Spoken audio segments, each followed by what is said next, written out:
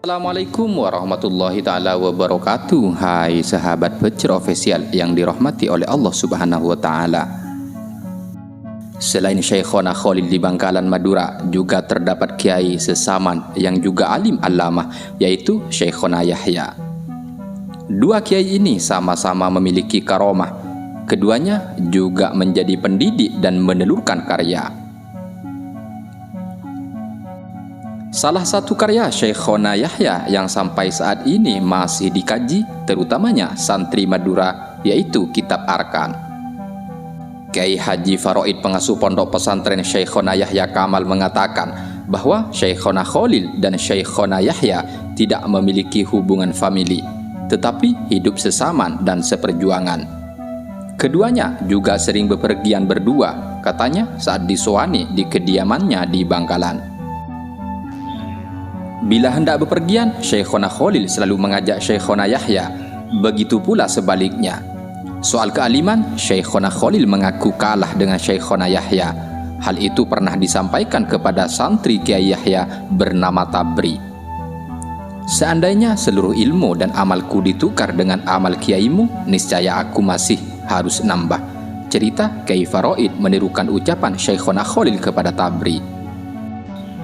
Kedua kiai karismatik itu, lanjut Kiai Faraid, juga sama-sama memiliki karomah.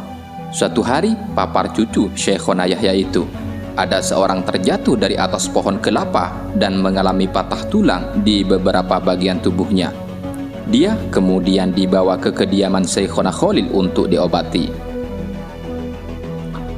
Syekhona Khalil lantas mengambil tongkat dan dipukulkan ke tubuh korban beberapa kali. Kami Syekhona Khalil bukan dukun. Kisah Kiai Faraid, seketika itu korban bangkit dan berlari seperti orang ketakutan. Begitu pula dengan Syekhona Yahya. Dahulu, tutur Kiai Faraid, setiap orang Madura berangkat dan pulang dari Arab saat melaksanakan ibadah haji, pasti mampir ke pesantren yang diasuh Syekhona Yahya di Kamal. Suatu hari, selesai sholat berjemaah, Syekhona Yahya menyuruh santrinya menutup lubang-lubang di tempat masjid dengan karung gula. Santri menurut saja tanpa tahu apa tujuan perintah sang kiai. Beberapa hari kemudian jamaah haji asal Madura datang dan mampir ke masjid yang dikelola Syekhona Yahya. Ketika ditanya, jamaah mengaku hampir celaka karena kapal yang ditumpangi mengalami kebocoran dan air laut sempat masuk ke dalam kapal. Untung para awak kapal menutupi lubang-lubang itu dengan karung gula, ujar Kiai Faraid menirukan pengakuan jamaah ke Syekhona Yahya.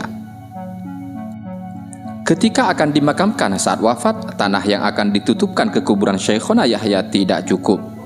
Didatangkanlah tanah dari tempat lain, tetap saja tidak bisa menutupi kuburan Syekhona Yahya.